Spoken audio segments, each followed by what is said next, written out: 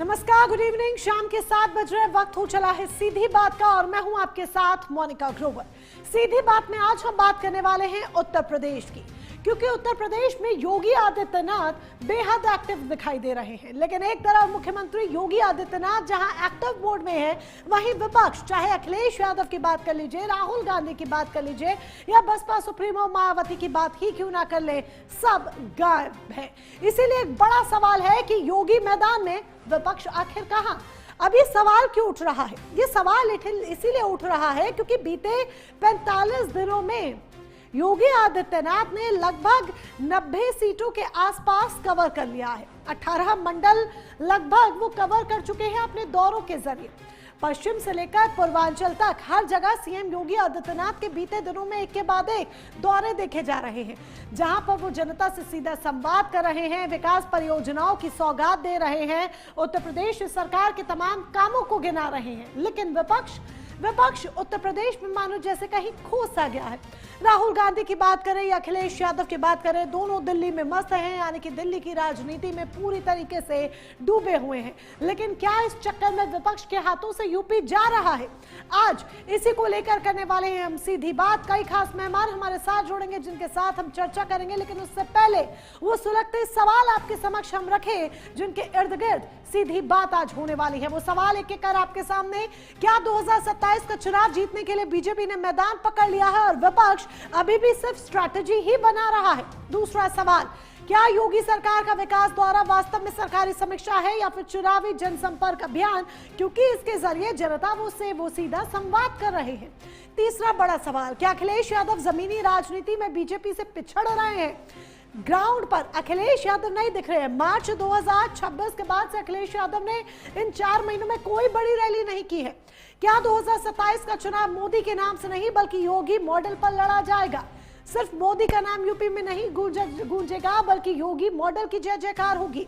क्या विपक्ष के पास योगी के जनसंपर्क अभियान का कोई जवाब है या 2027 की लड़ाई एक तरफा होती हुई दिख रही है?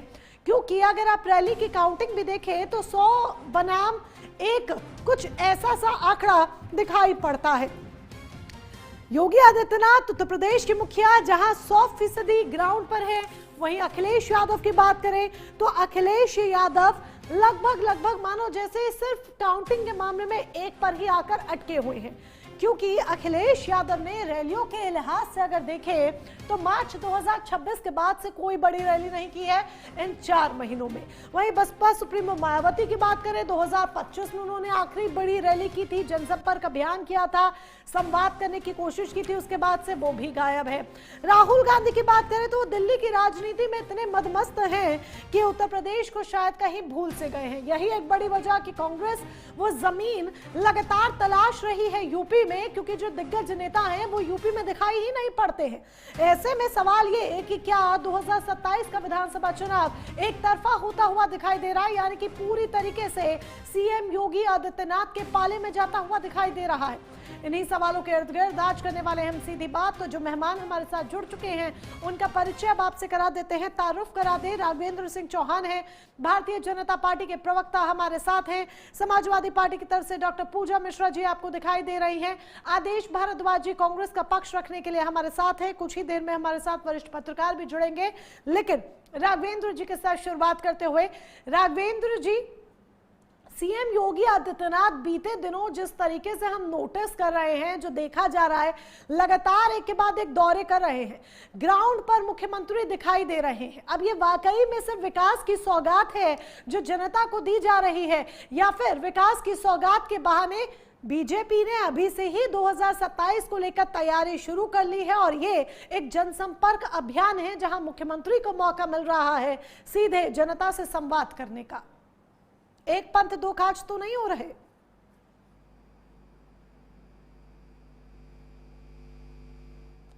मोनिका जी, बहुत बहुत धन्यवाद चैनल पर आमंत्रित करने के लिए।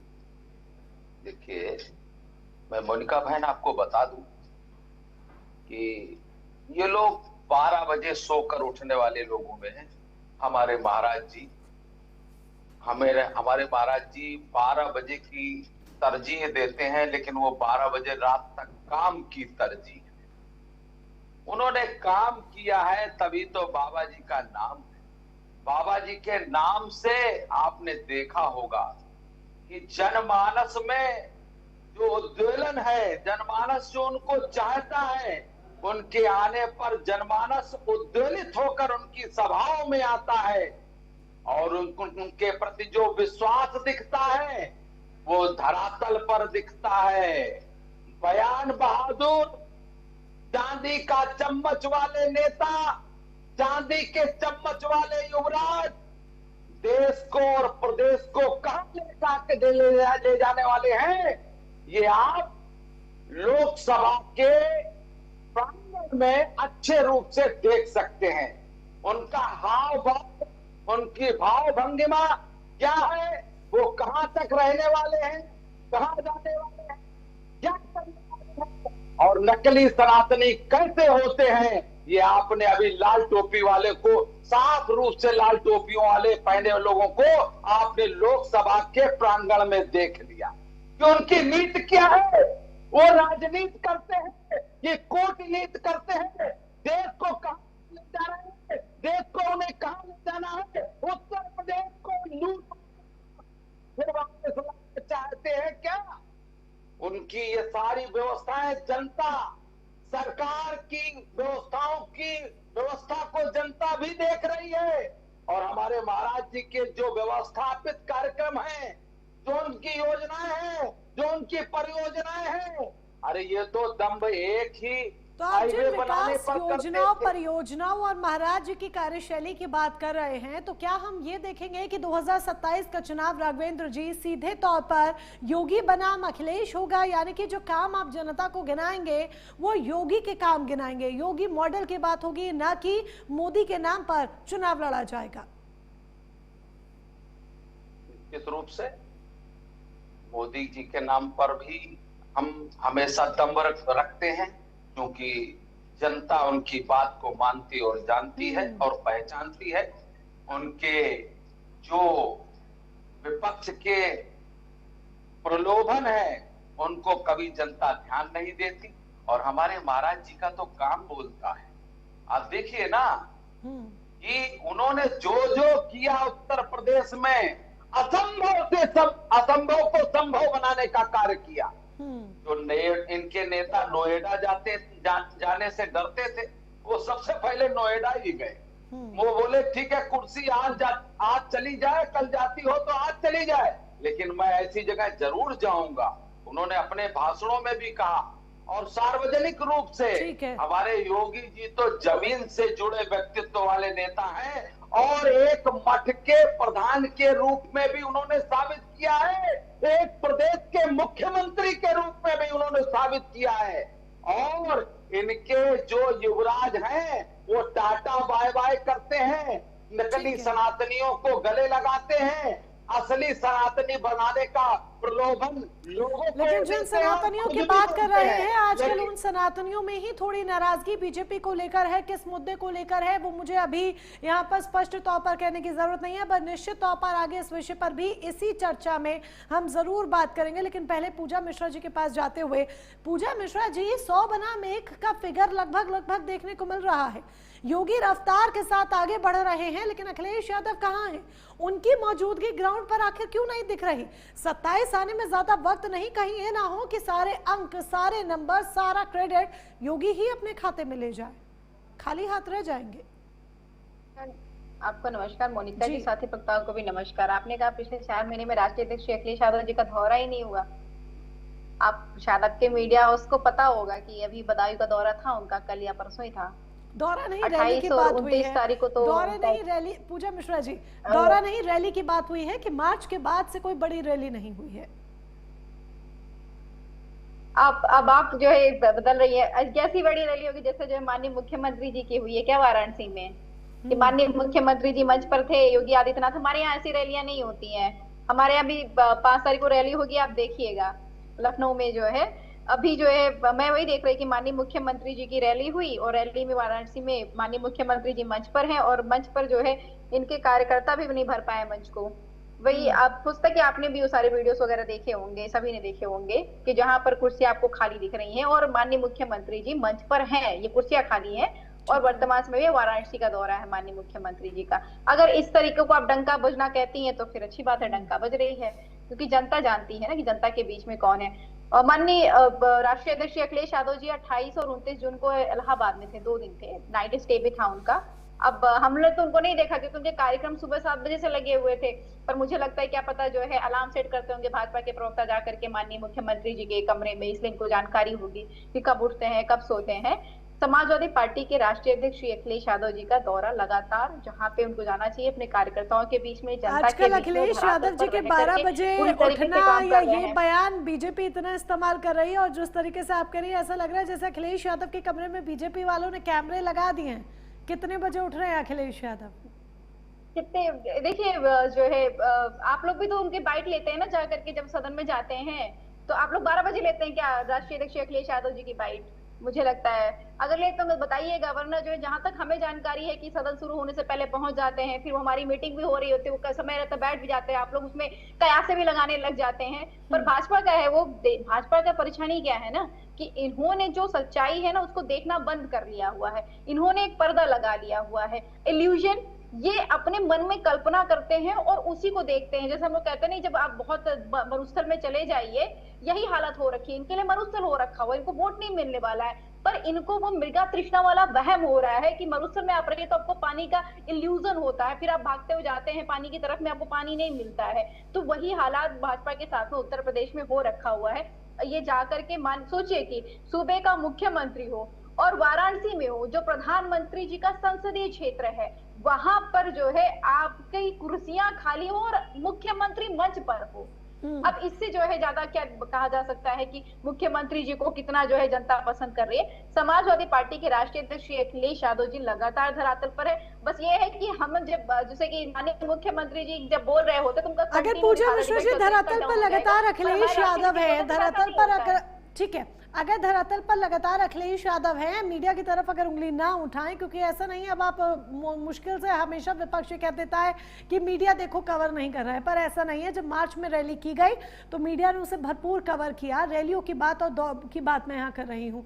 अखिलेश यादव अगर बाकायदा ग्राउंड पे हैं तो वो बड़े कार्यक्रम, वो रैलियाँ, वो शोर शराबा, वो हल्ला कि देखो अखिलेश यादव की यहाँ रैली, अखिलेश यादव वहाँ पर जनता से मिले, ये सब कुछ क्यों नहीं दिखाई देता है?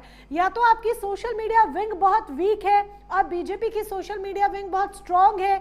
आप खाली कुर्सियां दिखा रही हैं लेकिन बीजेपी खचाखच भरी कुर्सियां दिखा देती है, और जनता जो है वो दरअसल सोशल मीडिया को बहुत फॉलो करती है। ये सोशल मीडिया कितना ताकतवर है ये तो विपक्ष बहुत बेहतरीन तरीके से जानता है, क्योंकि हालिया प्रदर्शन के दौरान भी हमने देख ली सोशल मीडिया की ताकत। ये देखिए, ये बात तो सही कह रही है मोनिका जी कि जितना पैसा जो है अपने पीआर पे भाजपा खर्चा कर सकती है, वर्तमान समय में कोई खर्चा नहीं कर सकता। इलेक्टोरल बॉन्ड के पैसे इनके पास में है, हम जो है लगातार विपक्ष में हैं और हमारे पास आसान है पूजा जी, पैसों की बात भी अगर करें, सोशल मीडिया कौन सा बड़ा खेल है? अगर आप कहीं जनता के बीच जा रहे हैं, रील्स अपलोड करना स्टार्ट कीजिए। आपके कितने कार्यकर्ता अखिलेश यादव के साथ होंगे? 100 कार्यकर्ता होंगे, 100 रील हो गई आपकी, और वो 100 रील कितने लोगों तक पहुंचेगी? फ्री की सोशल मीडिया एडवाइस दे दी है मैंने आपको। मोनिका जी पहुंच रही है वो चीजें भी, पर हम ऐसा नहीं करते ना कि जो है अगर 10,000 भी फॉलोवर हैं तो उनको खरीद करके 40,000 60,000 रुपए दे रहे होंगे, स्क्रिप्ट हम प्रोवाइड करा रहे होंगे, वीडियोस भी हम रिकॉर्ड करवा रहे होंगे। अगर आपको हमारे 100 रील दिखेंगे ना तो 100 रील ऑथेंटिक है, इनके 1 लाख भी दिखेंगे ना तो उसमें एक ऑथेंटिक हो जाएगा, तो बताइएगा। समाजवादी पार्टी धरातल पे रह करके काम कर रही है। अगर आप चाहे हम आपको स्ट्रेटेजी बता दे तो वो तो टीवी डिबेट में नहीं होने वाला है। हाँ, हम पूरी तरीके से जमीन पर है, जमीन पर काम कर रहे हैं। हमारे राष्ट्रीय स्वयं माननीय डिम्पल यादव जी, सारे नेता हमारे धरातल पे रह करके पूरी तरीके से कार्य कर रहे हैं। हो सकता है कि जो है वो कई बार होता है कि आपको पता नहीं चल रहा होता कि तैयारी इतनी खामोशी के साथ में की जाए ताकि जो परिणाम उसका निकल करके आए वो शोर मचा दे। तो आप ये मान के बहुत बड़ी बात कही आपने पूजा मिश्रा जी की तैयारी इतनी खामोशी के साथ की जाए कि परिणाम जब निकले तो वो परिणाम ही शोर मचा दे। ये बड़ी बात आपने यहाँ पर कही है। चलिए इसको लेकर आगे भी बात होगी। आदेश भारद्वाज जी से भी उनका टेक ले ले। आदेश भारद्वाज जी, यहाँ बीजेपी की बात करें तो मोदी प्लस योगी की जोड़ी है, और कांग्रेस की जब हम यूपी के लिए बात करते हैं तो अखिलेश प्लस राहुल की जोड़ी दिखाई देती है। अब इन जोड़ियों का अगर कंपैरिजन करें तो लोगों की नजर में मोदी प्लस योगी की जो जोड़ी है वो थोड़ी ऊपर दिखती है। तो ऐसे में कैसे जो दो लड़कों की जोड़ी है वो आगे निकलेगी? ये बड़ी चुनौती है, आपको नहीं लगता? नहीं मोनिका जी, अब बड़ी चुनौती नहीं है, क्योंकि भारतीय जनता पार्टी का गुब्बारा फूट चुका है। आपने देखा किस तरह छात्रों के अंदर रोष है। और अभी कुछ दिन पूर्व मुख्यमंत्री जी योगी आदित्यनाथ जी ने जेवर एयरपोर्ट का उद्घाटन किया था। अभी मोनिका जी बता रही थी कि कितनी कुर्सियां खाली थी, लेकिन जिन कुर्सियों पे लोग बैठे थे वहां भी यूनिवर्सिटियों को और कॉलेजों को अपने बच्चों को सर्कुलर जारी करना पड़ा कि जो बच्चे उस कार्यक्रम में जाएंगे उनको 2 दिन की 4 दिन की अटेंडेंस एक्स्ट्रा देंगे जो, और उनको एक सर्टिफिकेट इशू करेंगे। तो आप ये अंदाजा लगा सकते हैं कि हमारे छात्रों के साथ किस तरह से शोषण किया जाता है यूनिवर्सिटियों के द्वारा। और ये शोषण हो रहा है इसलिए क्योंकि मुख्यमंत्री से, प्रधानमंत्री से नौजवानों का मोह भंग हो गया है, जो एक बड़ी आशा और विश्वास उनको देखते थे। प्रधानमंत्री तो युवा से कनेक्ट करने के लिए इंस्टाग्राम पर आ गए हैं, बकायदा हाई फ्रेंड्स चल रहा है आजकल। और ये जो हाई फ्रेंड्स है ये युवाओं को, आपको नहीं लगता, कनेक्ट कर रहा है? जहां पर उन्होंने एक और बड़ा दिल दिखाकर वो युवाओं को जो माफी दे दी अब शब्द कहने पे कि कोई कानूनी कार्रवाई नहीं होगी, तो ये जेनजी को वापस उन्होंने अपनी तरफ मोड़ लिया है उन्हीं की ट्रिक से। नहीं मोनिका जी, आपका गलत आंकलन है। आंकलन लोगों का ये है, प्रधानमंत्री जी को इतनी चिंता है कि रात को नींद नहीं आ रही और बच्चों से घबराए हुए और उसके लिए रील बना रहे हैं। रियल प्रधानमंत्री की आवश्यकता है, रील प्रधानमंत्री की नहीं। प्रधानमंत्री एक बार जाए उन बच्चों से सीधे संवाद कर लें, लेकिन रील के माध्यम से बात कर रहे हैं। उसके ऊपर भी 92% जो कमेंट्स है वो प्रधानमंत्री के लिए, मैं किसी अपशब्द का इस्तेमाल नहीं करना चाहता, गाली गलौच नहीं होनी चाहिए, लेकिन 92% बच्चों का जो रिएक्शन है वो प्रधानमंत्री जी से यही अनुरोध है कि अब इस देश को छोड़ दें, अब बुद्धि छोड़ दें, आपसे नहीं हो सकता, पनौती हटाओ, देश बचाओ, इस तरह के स्लोगन 92% स्लोगन है उसके ऊपर। तो और जो आपने बात की एक बच्ची के बारे में, तो उसकी रील भी सबने देखी, तो इतना रोष बच्चों के मन में है, ये मैं बहुत अच्छा साइन नहीं है देश के लिए। कम से कम प्रधानमंत्री का सम्मानित पद है और प्रधानमंत्री के बदल जाए, हट जाए, कोई फर्क नहीं पड़ता, लेकिन प्रधानमंत्री जब तक रहते हैं लोगों का भरोसा रहना चाहिए। वो भरोसा टूट गया है। अभी 2 दिन पहले नोएडा की सड़कों के ऊपर बहुत सारी महिलाएं, पुरुष किस तरह से मुख्यमंत्री से मोहभंग हो गया। क्या मोहभंग हुआ कि उनका कंपनसेशन ही नहीं मिल रहा। जो सरकार ने उनकी जमीनें एक्वायर करी हैं वो पैदल रोड पे चल रहे सैकड़ों किलोमीटर और दिल्ली आना चाहते हैं, लेकिन नोएडा की पुलिस उनके साथ किस तरह से बर्बरता से पेश आ रही है, उनको आगे नहीं चलने दे, पैदल आ रहे हैं जो है। तो उन पैदल लोगों को भी सड़क पे चलने का जो अधिकार है वो भी ये सरकार छीन रही है। अब ये सरकार जैसा चाहेगी, सांस लेना है तो लो, क्या बोलना है वो तय करेंगे, क्या खाना ये तय करेंगे, किस तरह के कपड़े पहनेंगे ये तय करेंगे, कौन पास्को बलात्कार करेगा उसको पास्को में हम बंद करेंगे कि नहीं करेंगे, सरकार तय करेगी। हाथरस की बेटी को, जो हिंदू बेटी थी, उसके मृतक शरीर को भी उसके परिवार को ना दे के मिट्टी का तेल जला के रात के अंधेरे में उसको जला दिया जाता है। ये नंगा नाच देख लिया लोगों ने। लोग बहुत हताशा है, चाहे वो अमीर हो, गरीब हो, अगला हो, पिछड़ा हो, सबको सताया जा रहा है। और वो उसका जो परिणाम है वो उसमें दिखता है कि जब मुख्यमंत्री जेवर एयरपोर्ट को उद्घाटन करने आते हैं तो एडवाइजरी जारी करनी पड़ती है यूनिवर्सिटियों को कि अपने बच्चों को यहाँ पे भेजो, हम उनको 2 दिन की 4 दिन की अटेंडेंस देंगे, उनको एक अलग से सर्टिफिकेट देंगे। ये तमाम तरह के प्रलोभन सरकार को जो देने पड़ रहे हैं, इससे अंदाजा लग जाता है कि सरकार की नींद जो है वो नहीं आ रही जो है। और जो अखिलेश जी के पीछे लग जा रहे हैं कि कब सोते हैं कब जागते हैं, तो ये चिंता इनकी वाजिब है। उनको मालूम है कि पढ़ा लिखा नौजवान है, राहुल गांधी पढ़ा लिखा नौजवान है, ये अनपढ़ लोग नहीं है, ये पढ़े लिखे व्यक्ति हैं। इन पे पढ़े लिखे लोगों को भरोसा है, इन पे उन अनपढ़ माँ बापों को भरोसा है कि मेरे परिवार को आगे ले जाएंगे। ये गर्व की बात है। सरकार में बने हैं, हटेंगे तो सबके साथ होता है, लेकिन वो भरोसा बना रहना चाहिए। जब तक ये सरकार में थे तब भी वो भरोसा था। हार जीत एक अलग चीज है, लेकिन उस भरोसे को चलिए आप कह रहे हैं कि भरोसा है लोगों को राहुल और अखिलेश की जोड़ी पर, यानी कि 2 लड़कों की जोड़ी पर लोगों को भरपूर भरोसा है, लेकिन ये भरोसा वोटों की गिनती में कितना निकल कर सामने आएगा ये वक्त बताएगा। और इस पर आगे भी चर्चा की जाएगी विस्तार से। पवन श्रीवास्तव वरिष्ठ पत्रकार हमारे साथ जुड़ चुके हैं। पवन श्रीवास्तव जी, इन दिनों जिस तरीके से हम योगी आदित्यनाथ को देख रहे हैं, उत्तर प्रदेश के मुखिया को देख रहे हैं, 18 मंडल उन्होंने लगभग कवर कर लिए हैं, जिसके माध्यम से तमाम बड़े जिले, चाहे आगरा हो, झांसी हो, बरेली हो, मेरठ हो, ये तमाम बड़े जिले भी उन्होंने कवर किए हैं। पश्चिम से पूर्वांचल तक सीएम योगी आदित्यनाथ के लगातार दौरे, रैलियां, जनसभाएं, ये सब कुछ देखा जा रहा है। अब इसे वाकई में सरकारी संसाधनों का उपयोग कहे कि जनता तक पहुंचा जा रहा है? क्या इसे वाकई में हम कह सकते हैं कि 2027 का शंखनाद है जो सीएम योगी आदित्यनाथ इन जनसभाओं के माध्यम से कर चुके हैं? किस तरीके से इसे देखें?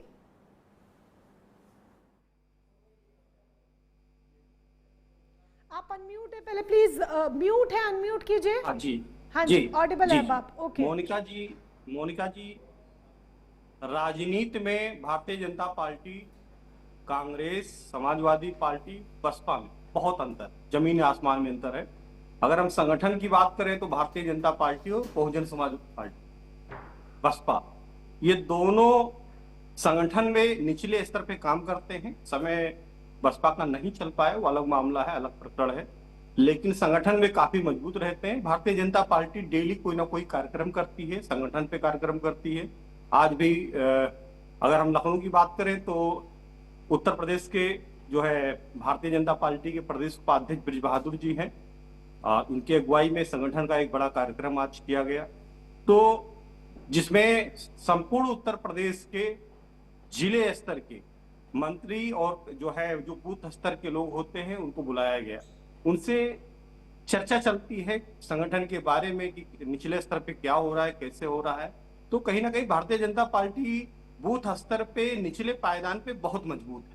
बहुत मजबूत का तात्पर्य ये एक्टिव रहते हैं और हमेशा ये 365 दिन, वर्ष के 365 दिन ये चुनावी मोड में रहते हैं, इसलिए इनको सफलता भी मिलता है। अगर इसके दूसरी तरफ हम जाते हैं, कांग्रेस की बात करते हैं या फिर समाजवादी पार्टी की बात करते हैं, ये जब तक धरातल पे काम नहीं करेंगे तो ये हवाई बात अलग हो गई है। और कौन पढ़ा लिखा है और कौन अनपढ़ है, ये देश और दुनिया की जनता सब देख रही है, उसमें कहीं कुछ बताने की आवश्यकता नहीं है। डिग्रियां ही अगर केवल शिक्षा है तो, अगर जहां तक मैं समझ पा रहा हूँ, नरेंद्र मोदी जी को, अपने प्रधानमंत्री जी को, उनको भी हमने देखा, राहुल गांधी जी वेल एजुकेटेड, बहुत अच्छे व्यक्ति हैं, होनेस्ट भी, उनमें कहीं कोई दो राय नहीं है। लेकिन अगर दोनों लोगों को बैठा दिया जाए तो ये सामने क्लियर हो जाएगा कि कौन पढ़ा लिखा है, कौन अनपढ़ है। क्योंकि जो जाहिलों वाली चर्चाएं होती है, चाहे फिर संसद सत्र में करते हैं, फिर या भाषण में करते हैं, तो वो सब जनता देख रही है। इससे हट करके धरातल पे जो कांग्रेस हुआ करती थी, जिस स्तर पे कांग्रेस निचले स्तर पे काम करती थी, संगठन पे काम करती थी, जब तक उस स्तर पे कांग्रेस काम नहीं करेगी तब तक कहीं वजूद नहीं है। अगर हम बात करें 27 की, तो 27 में जो आने वाला वर्ष चुनाव का है, उसमें कहीं ना कहीं मुख्य विपक्षी के रूप में अगर समाजवादी पार्टी और भारतीय जनता पार्टी, इन्हीं दो की लड़ाई दिखाई पड़ रही है। तो आगे क्या होता है, कांग्रेस किस पायदान पे रहता है, लगता है कि कांग्रेस का संगठन कमजोर हुआ है? जिस तरह से आप कांग्रेस को लेकर ये बात कह रहे हैं कि मुख्य लड़ाई जो होगी वो योगी बनाम अखिलेश की होगी, यानी कि बीजेपी वर्सेस एसपी देखने को मिलेगा। लेकिन इस बीच जब कांग्रेस के लिए आप कह रहे हैं कि संगठन क्या कमजोर हुआ है, आपको ये लगता है वक्त के साथ? जी, बहुत कमजोर हुआ है। कांग्रेस की बात करिए, किसी भी जिला अध्यक्ष की कहीं कोई मीटिंग्स नहीं होती है। अगर आप मुख्य विपक्ष की भूमिका में अगर देश में है आप, तो आपको आंदोलन करना चाहिए। महंगाई पर अजय राय समय समय पर उत्तर प्रदेश में एक्टिव अब देखे जा रहे हैं। अजय राय किस तरीके से कार्यक्रम कर रहे हैं, लोगों को जोड़ने की कोशिश कर रहे हैं, वो हम देख ही रहे हैं। बिल्कुल कह रहे हैं। जैसे अगर मान के चलिए, अगर कांग्रेस कह रही महंगाई बढ़ रही है, तो आपको जो है सड़क पे आना चाहिए, आंदोलन करना चाहिए, वो नहीं कर रहे हैं आप। अगर आप पवन जी सुन पा रहे हैं आप? चलिए, पवन जी से किसी कारणवश हमारा संपर्क टूट गया, दोबारा से संपर्क साधने की कोशिश करें। पर इसी बात को आदेश जी से लेते हुए पहले, आदेश जी, अभी बड़ी बात निकलकर सामने आई कि कांग्रेस जिस तरीके से वक्त के साथ कमजोर हुई, देखिए आप स्वीकारे या ना स्वीकारे, जो सीट्स हैं वो नंबर गेम जो है वो साफ सीधे तौर पर बताता है, वक्त के अनुसार वो नंबर गेम कांग्रेस का थोड़ा कम हुआ है। अब ये जो कमजोरी आई है, वो संगठन अभी ग्राउंड लेवल पर उतना स्ट्रांग नहीं रहा जितना एक वक्त पर होता था। तो कहां कमी आपको महसूस होती है जहां कांग्रेस नंबर गेम में पीछे रह जा रही है, खास तौर पर यूपी के लिए? यूपी में एक वक्त पर कांग्रेस का ही राज हुआ करता था, लेकिन वही कांग्रेस आज उत्तर प्रदेश में लगभग गायब है, वो मौजूदगी दर्ज नहीं करा पा रही है। मोनिका जी, आप कांग्रेस की चिंता कर रही हैं। हमारे वरिष्ठ पत्रकार जी ने भी कहा, मैं उनका सम्मान करता हूं और बड़े अदब के साथ आपको ये कहना चाहता हूं कि हमारे राष्ट्रीय अध्यक्ष माननीय मल्लिकार्जुन खड़गे जी ने, राहुल जी ने और कांग्रेस के वरिष्ठ नेताओं ने पूरे हिंदुस्तान के हर राज्य में हमारा संगठन सर्जन अभियान चल रहा है, जिसके तहत हम पूरे डिस्ट्रिक्ट के अंदर, जिले के अंदर रायशुमारी करके जिला अध्यक्षों का चयन कर रहे हैं। वो जिला अध्यक्ष हमारे चयनित हो चुके हैं। उसके बाद ब्लॉक अध्यक्ष और पोलिंग बूथ तक एक से ज्यादा व्यक्तियों की नियुक्ति करके हम कहीं ना कहीं BLA2 बना चुके हैं।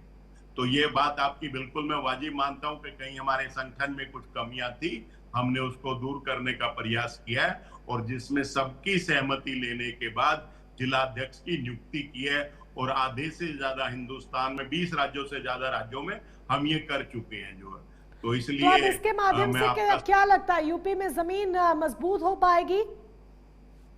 कर रहे हैं, ये मैं आपको बताना चाहता हूँ। दूसरा एक बात जरूर कहना चाहता हूँ कि झूठ दिन में 5-5 बारी कपड़े बदल के भी घबराया हुआ है और सच एक सफेद टी-शर्ट में छाया हुआ है। तो ये झूठ और उसमें अंतर है। झूठ 5-5 कपड़े बदल के दिन में भी घबराया हुआ है और सच एक सफेद टी-शर्ट में पूरे हिंदुस्तान में छाया हुआ है, दुनिया में छाया हुआ है। ये खूबसूरती हमारे नेता की, मुझे इस पे गर्व है। और पढ़े लिखे हैं, पवन जी ने भी कहा, तो उसकी योग्यता का सबको पता है जो है। तो हमारे दोनों नेता बहुत पढ़े लिखे, और भी बहुत सारे लोग पढ़े लिखे हैं, लेकिन दुर्भाग्य है कि जहां पढ़ा लिखा एक व्यक्ति और होना चाहिए, वो बेचारा डिग्री छुपा रहा है। ये देश का दुर्भाग्य है। उसी के कारण बच्चों को इतने धरने, प्रदर्शन और ये सब करने पड़ रहे हैं, अन्यथा इनकी आवश्यकता नहीं पड़ती। पढ़ा लिखा व्यक्ति स्कूल खोलता है, वो लाखे स्कूल बंद नहीं करता। ये जो बंद हो रहे हैं, ये चिंता है इन बच्चों की। जो छोटे छोटे बच्चों को भी कई जगह आपने देखा कि किस तरह से स्कूलों के बाहर बैठ के प्रदर्शन करने पड़ रहे हैं। पंखे नहीं, पानी नहीं, टॉयलेट नहीं, टीचर नहीं, किताब नहीं। मतलब किस तरह की व्यवस्था। सरकार के लिए भी मुश्किलें होती हैं, जैसे हमारे घर चलाने में थोड़ी सी मुश्किलें होती हैं, लेकिन सरकार में भी वैसी मुश्किलें होती हैं। लेकिन उन मुश्किलों पे जो जीत पाते हैं वही नेता कहलाते हैं। ये उन मुश्किलों से लड़ने की उनको बंद करके, क्लोज करके इतिश्री करना चाहते हैं। इससे देश का भला। इसरो के अंदर कितने वैज्ञानिक छोड़ के चले गए, कोई चिंता ही नहीं है किसी की जो है। तो ये देश का दुर्भाग्य है कि आप जैसे पत्रकारों को हम सबको रेलवे में फ्री पास दिया करते थे। आदरणीय चौहान साहब हमारे साथ बैठे हैं। चौहान साहब जैसे हर व्यक्ति को, हमारी जब सरकार थी, पवन जी को भी जो है, सीनियर सिटीजन को सबको पास मिलते थे, रेलवे में आधा टिकट मिलता था जो है, सब छीन लिया। गैस का सिलेंडर 400 रुपए का 1000 का कर दिया। ये जीत जाएंगे, कैसे जीत जाएंगे भाई? उधर रामदेव जी ने कहा था कि कौन किसको जिताओगे, जो 400 का सिलेंडर 200 में देगा उसको, या जो 60 का पेट्रोल 30 में देगा उसको। तो बच्चों ने कहा 30 में जो देगा, ये 30 का देने की बजाय 100 में दे रहे हैं। तो ये अंतर समझने की आवश्यकता है। ये लोग पढ़े लिखे लोग हैं, पढ़े लिखे बच्चे हैं, लेकिन इनके ऊपर किस तरह से षड्यंत्र रचे जा रहे हैं, किस तरह से पैलेट गन, इलेक्ट्रिक शॉट, किस तरह से इनके साथ लाठियों में कील जड़ के इनके साथ मारापीटी की जा रही है, किस तरह से भारतीय राष्ट्रीय कांग्रेस के दफ्तर के सामने एक पत्थरों से भरा हुआ ट्रक पुलिस के द्वारा खड़ा किया जाता है, एक टूटी हुई वैन खड़ी की जाती है। अब ये षड्यंत्र लोगों ने समझ लिए हैं। अब ये षड्यंत्र लिए हैं, तो इस षड्यंत्र की सरकार जो ज्यादा दिन नहीं चलती जो। बिल्कुल, चलिए, बहुत सारी बातें हमने यहाँ पर अहम कही हैं और ये जनता को चुनना है, तो जनता किसे चुनेगी वो वक्त बताएगा। इसके लिए हम सभी को इंतजार ही करना होगा। राघवेंद्र सिंह चौहान जी हमारे साथ हैं। राघवेंद्र सिंह चौहान जी, पूजा जी से जब बात हो रही थी तो उन्होंने एक बात बहुत अहम कही कि बीजेपी के पास उतना पैसा है कि वो एक चीज को 100 दिखा देते हैं। तो कहीं ये सरकारी संसाधनों का प्रयोग इस तरीके से तो नहीं कि हर चीज जनसंपर्क अभियान के माध्यम से शोशाबाजी करके दिखाई जा रही है कि जनता तक सब कुछ, ऊपरी जो तस्वीर है वो बहुत पॉलिश्ड पहुंचे, लेकिन अंदरूनी जो तस्वीर है, जिस तरीके से आदेश जी ने जिक्र किया, सरकारी स्कूलों की जो हालत है, कई स्कूल बंद कर दिए गए हैं, पानी की समस्या है। अरे आपके खुद के नेता सड़क पर पानी के लिए लड़ने उतर गए थे, हमने तस्वीर देखी थी। इन सब तस्वीरों को कैसे सुधारेंगे, या फिर सरकारी संसाधनों का प्रयोग कर सिर्फ ऊपरी तस्वीर ही चमकाते रहेंगे? जी मोनिका बहन, मैं सही आपको बताऊं कि अभी हमने दोनों प्रवक्ताओं को सुना। उन्होंने कहा, उन्होंने एक अपने मोबाइल स्क्रीन पर एक तस्वीर दिखा, तो मैं इतना ही कहना चाहूंगा। हाँ जी। गालिब का एक शेर है, खुश रहने के लिए, अपने मन को खुश रखने के लिए गालिब ख्याल अच्छा है। अब आप विरोधाभास देखिए दोनों प्रवक्ताओं, जुगलबंदी इनकी कहाँ टूटती है। अखिलेश जी कह भी चुके हैं कांग्रेस बड़ी चालू पार्टी है, कांग्रेस से होशियार रहना। पूजा जी को मालूम होगा, होशियार रहती भी है पूजा जी ने दिखाया कि ये देखिए ये यहाँ पर चल रहा है ये ऐसा, और उसके इतर आदेश भाई ने बता दिया कि ये कहाँ का फोटो है, ये आपस में ही जुगलबंदी इनकी कितनी है। उन्होंने तुरंत दिखाया कि देखिए यहाँ पर बनारस में कुर्सियां खाली हैं। अरे भाई आप अपनी भारी व्यवस्था दिखाओ, दूसरे की कुर्सियां खाली करके क्या करोगे? आपको दूसरे के घर में झांकने से पहले अपने घर में झांकना चाहिए। पर राघवेंद्र जी आप भी तो झांक रहे हैं कि अखिलेश यादव कितने बजे उठ रहे हैं। सुनिए, आप भी तो झांक रहे हैं ना, बात तो वही हो रही है। बल्कि ताका झांकी तो बीजेपी ने पहले शुरू की कि अखिलेश यादव का अलार्म कितने बजे बजता है। 2 लड़कों की जोड़ी आई थी मोनिका जी, 2 लड़कों की जोड़ी आई थी। वो 2 लड़कों की जोड़ी किस तरीके से कितना कामयाबी हासिल कर पाई, पवन भाई ने 2 शब्दों में बता दिया। और पवन भाई ने ये भी बताया कि हम कहां पर हैं और वो कहां पर हैं, हम किस मूड में रहते हैं, उनका मूड क्या है। तो इसीलिए इतना ही है कि अपना दिल खुश रखने के लिए ख्याल अच्छा है और इसी में उलझे रहिए। सुलझाने की बात आप जानते नहीं, जनता के बीच में आप जाना नहीं जानते, जाना चाहते नहीं। हम जनता के बीच में थे, हैं और रहेंगे। ये जनता अच्छी तरीके से जानती है, जनता जानती है तभी हमको मानती है और तभी इनको नहीं पहचानती है। और इसी वजह से अखिलेश यादव की तड़फड़ाहट और वो चांदी के चम्मच वाले युवराज राहुल जी की भी जो तड़फड़ाहट है, आपने देखा होगा नकली सनातनी जनेऊ ऊपर से डालकर, जालीदार टोपी लगाकर किस तरीके से लुभाने की कोशिश। अभी तो चुनाव शुरू हुआ है, इसीलिए मैं कहता हूं, फिर दोहराता हूं, गालिब दिल खुश रखने के लिए ख्याल अच्छा है, क्योंकि आप में जुगलबंदी, आप में तुकबंदी, आप में महादलबंदी इस तरीके की घुस गई है कि आपकी पार्टी तो सरवाइव करना दूर, आपके 2 लड़कों की जोड़ी करना तो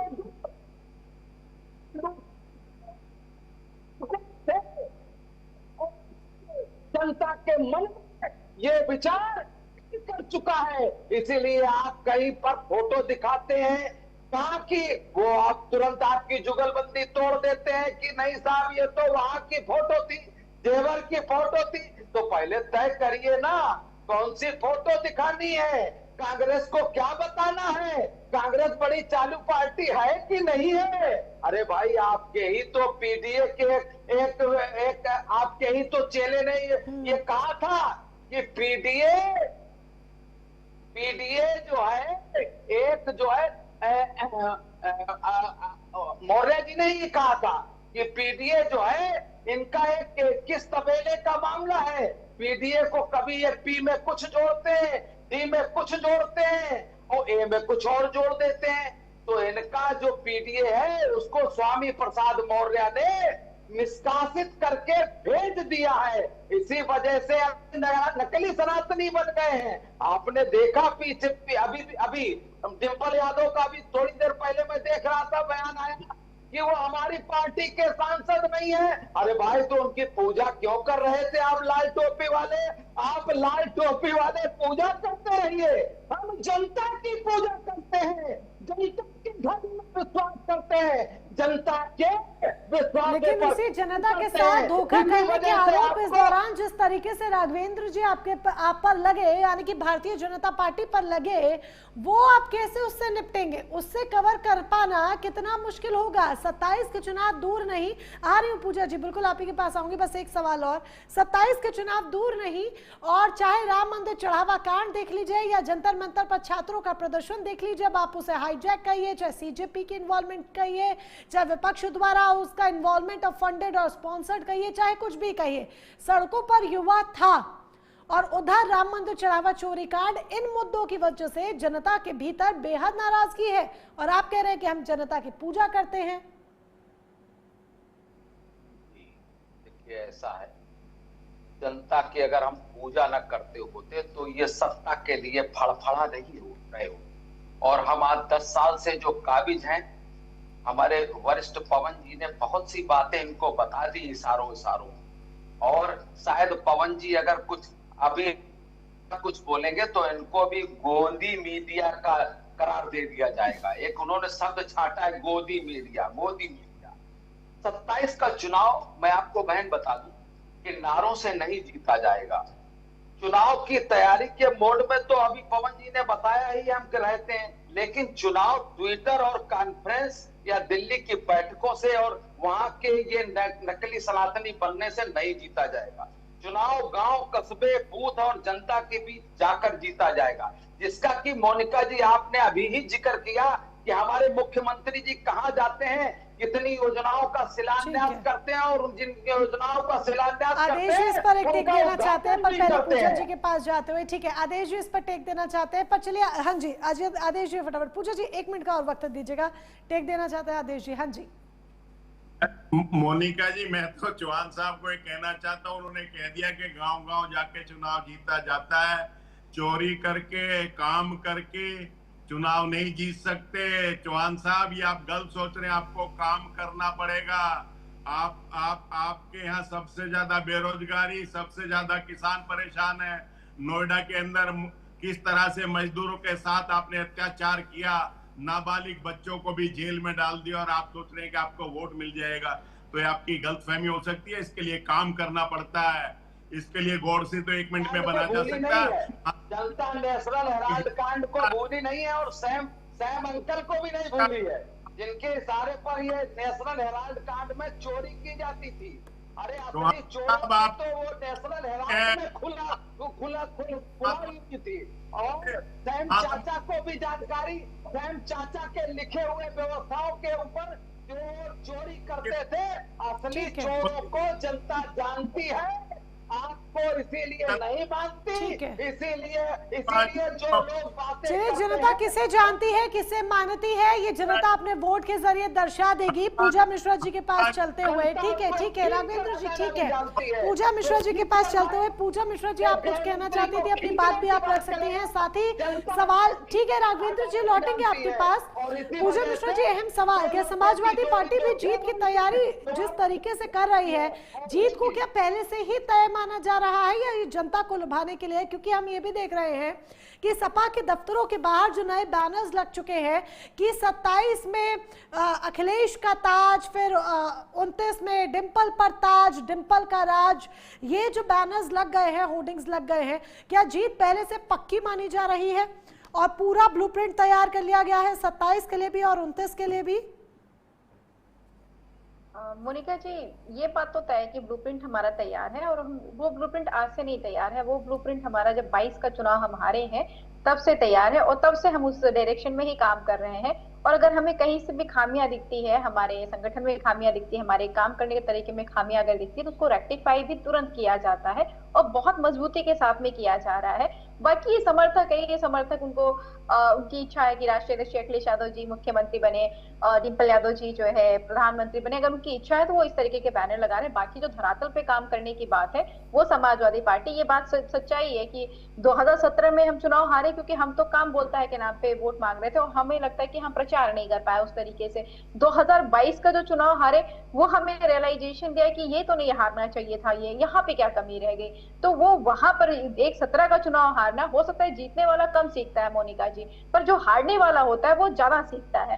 तो 2022 का चुनाव हारने के बाद में हमने उसमें और बहुत सारे बदलाव किए, और अभी भी बदलाव के साथ में हम काम कर रहे हैं और रेक्टिफिकेशन के साथ में काम कर रहे हैं। इसलिए हमें ये बिल्कुल पता है कि अगर जनता के बीच में रह करके हम जनता के मुद्दों की बात कर रहे हैं, उनके मुद्दों से सरोकार रखते हैं, तो जनता हमें जो है वोट देगी। पर ये बार बार जो भाजपा के प्रवक्ता एक गालिब का शेर कह रहे थे, तो वो मैं पूरा कर देती हूँ। वो इन भाजपा पे ज्यादा सूट करता है कि मालूम है हमें जन्नत की हकीकत, पर गालिबे खुश रहने के लिए ख्याल अच्छा है, इनको जन्नत पता है।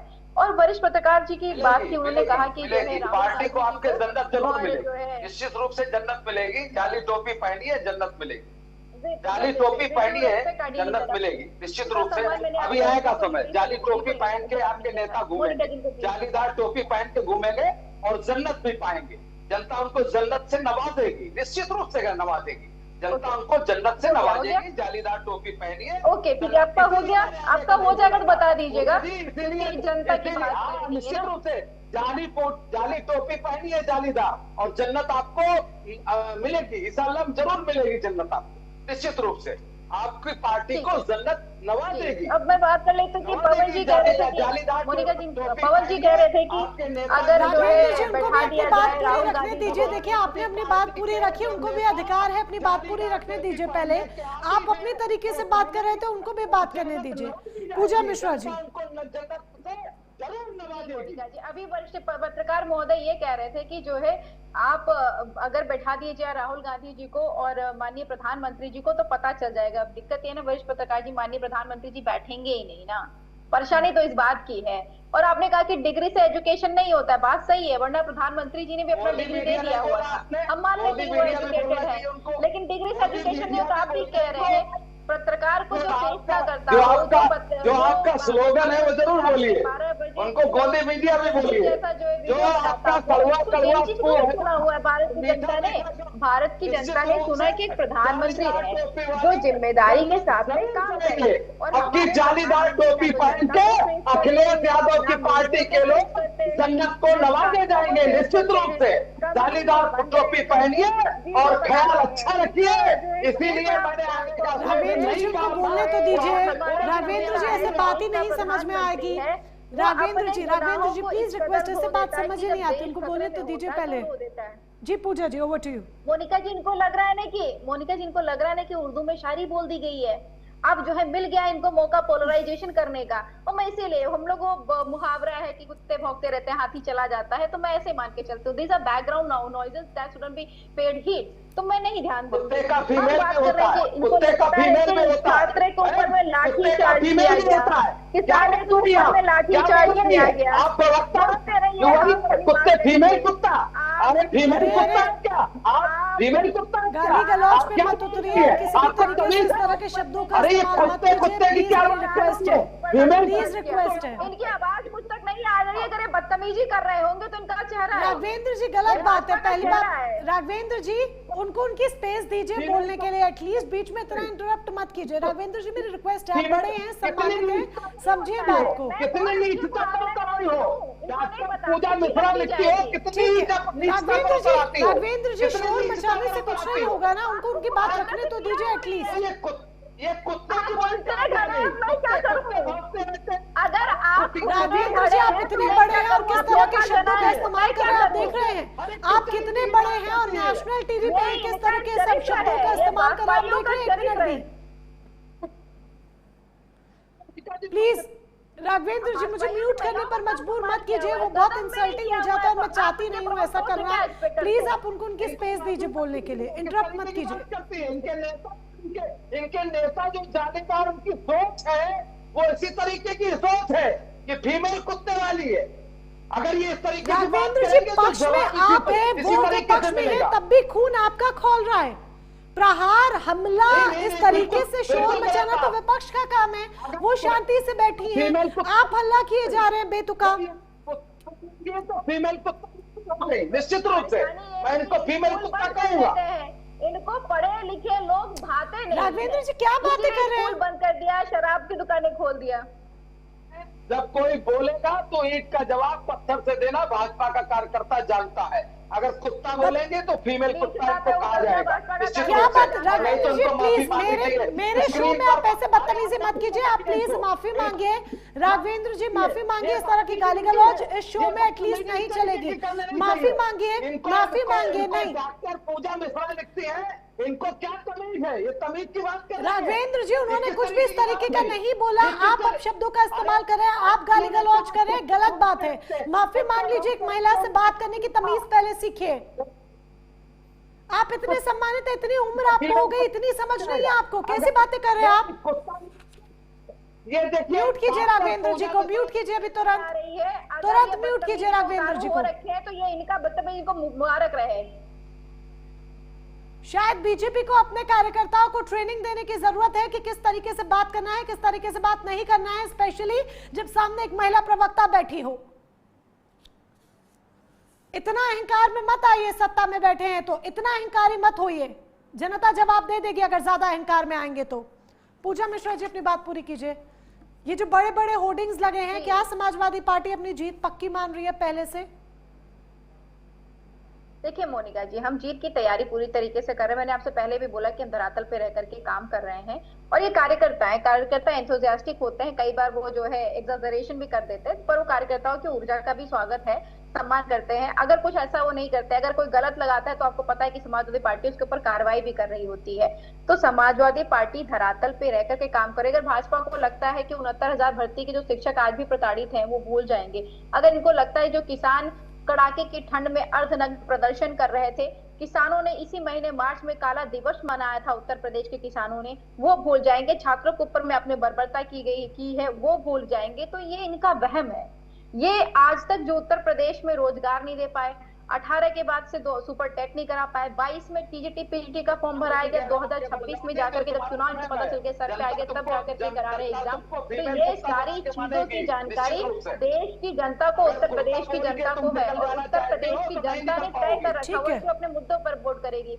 आप प्रदेश की जनता अपने मुद्दों पर वोट करेगी। प्लीज राघवेंद्र जी, प्लीज मेरी रिक्वेस्ट है, और भी प्रवक्ताओं को बारी बारी बोलने दीजिए। पूजा जी कह रही है प्रदेश की जनता अपने मुद्दों पर वोट करेगी। किन मुद्दों पर वोट करेगी? क्या सिर्फ योगी मॉडल के आधार पर वोट किया जाएगा, या फिर महंगाई, बेरोजगारी, रोजगार, ये सब एक अहम मुद्दा होंगे? ये वक्त बताएगा कि जनता किन मुद्दों पर वोट करती है। ठीक है राघवेंद्र जी, प्लीज रिक्वेस्ट, आपकी बारी आएगी तब बोलिएगा।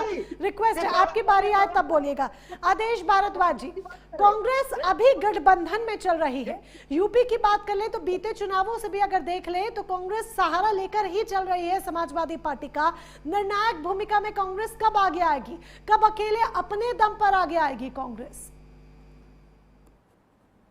जी, ये तो एनडीए का भी गठबंधन है, यूपीए का भी गठबंधन है, रहा था, और इंडिया गठबंधन भी है। लेकिन मैं एक बात जरूर कहूं कि हमारे गठबंधन के जो साथी हैं उनका एक राज्य और एक राज्य से ज्यादा में भी वर्चस्व है, और हमारे इतने बड़े बड़े गठबंधन के साथी हैं।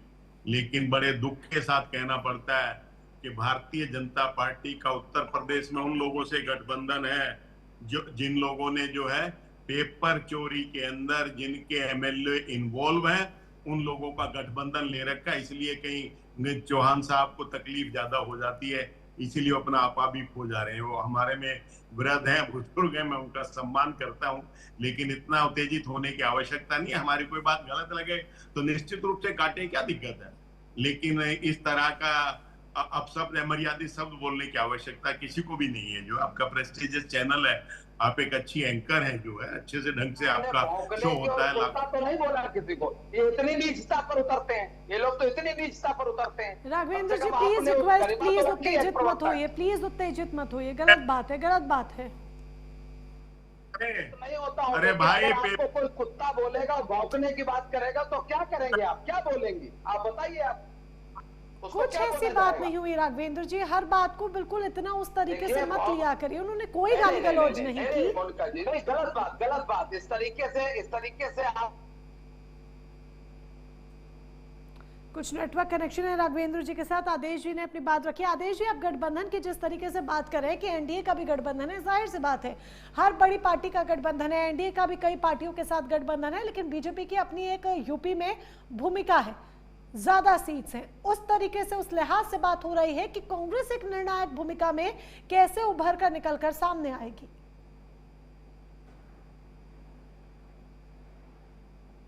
आदेश जी, ठीक है, शायद आदेश जी आवाज पहुंच पा रही है? मोनिका जी, आप निश्चिंत हैं, हम यूपी के अंदर एक अच्छी सरकार देंगे, गठबंधन की हमारी सरकार होगी, और उत्तर प्रदेश के लोगों की राहत होगी। जो 2 दिन पहले सैकड़ों किलोमीटर चल के मुख्यमंत्री से नाराज होके प्रधानमंत्री के दरबार में गुहार लगाने आना चाह रही थी, उनको प्रदेश में रिलीफ मिलेगा, उनको प्रदेश में कंपनसेशन मिलेगा। उनकी जमीनें एक्वायर की हैं, इसलिए चल के आ रही थी। सालों साल का पैसा नहीं मिल रहा, और यूपी की नोएडा की पुलिस उनको पीट रही थी। उनको आगे नहीं बढ़ने दे रही थी। ये देखा, यही किसानों के साथ ठीक है, जिस तरीके यही से छात्रों ओके पवन श्रीवास्तव जी, हाँ ऐसी दशा नहीं आने। सरकार चला के पहले भी चला के दिखाई है। नोएडा जैसा खूबसूरत शहर कांग्रेस की देन है। ठीक है, एक भी स्मार्ट सिटी पूरे हिंदुस्तान में जो स्मार्ट थे उनको भी नर्क बना दिया। ठीक है, लेकिन पवन श्रीवास्तव जी से इसी बात को कंटिन्यू करते हुए जो आदेश जी कह रही हैं, जो पूजा जी ने कहा, राघवेंद्र जी ने कहा, सभी की बातें पवन जी आपने सुनी। ये जो 2027 का कंपटीशन है, ओवरऑल किस तरीके का कंपटीशन नजर आ रहा है? क्योंकि एक तरफ योगी मॉडल है, एक तरफ मोदी और योगी की जोड़ी है। बेशक आप इन जोड़ियों को पहले कंपेयर कर चुके हैं।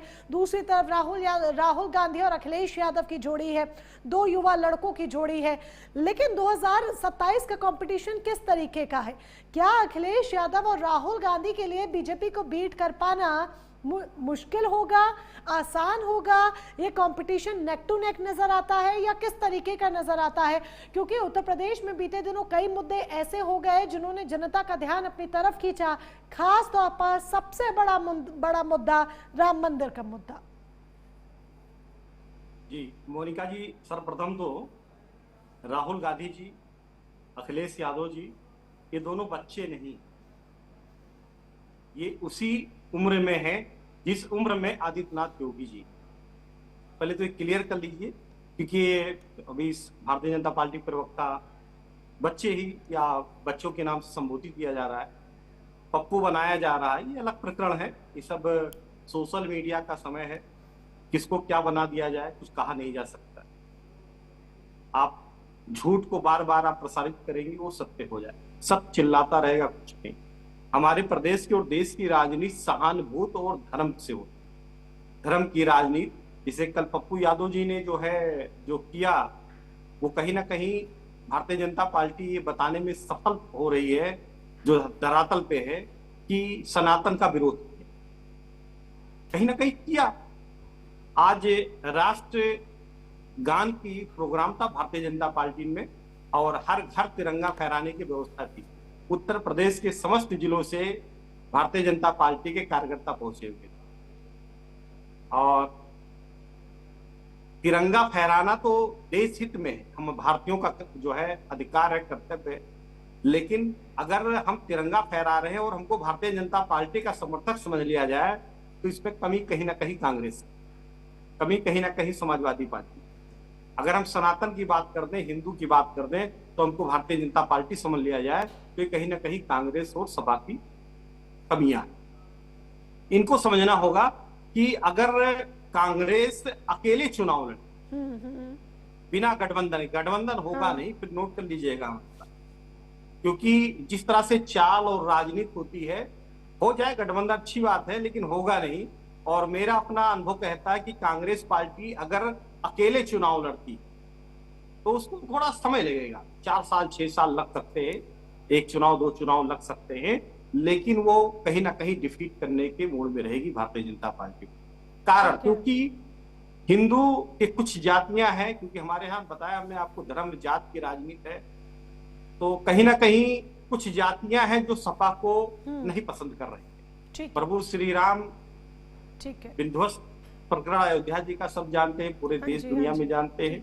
तो कहीं ना कहीं लोग एक्सेप्ट नहीं कर पा रहे हैं कि हम समाजवादी पार्टी को। लेकिन अगर हम समान कार्यक्रम की बात करें, हमने पिछला बहन मायावती जी का भी देखा, कार्यक्रम देखा, अखिलेश यादव जी के कार्यक्रम देखे, मुलायम सिंह जी का भी देख, और आदित्यनाथ जी का भी देखा। अगर हम विकास की बातें करें तो विकास की योजनाओं में अखिलेश यादव 1 नंबर, उसमें कहीं कोई डिफीट नहीं।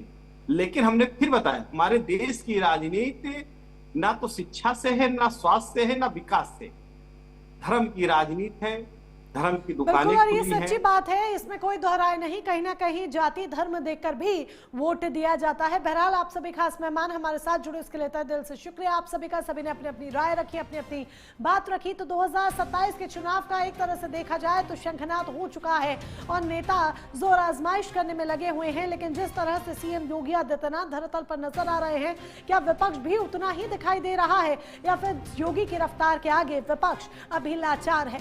असल जो इसका जवाब है वो वोटों की गिनती के वक्त पर पता चलेगा, और अभी उसमें बहुत वक्त है, इसीलिए यानी कि जाहिर सी बात है इंतजार करना होगा। नमस्कार।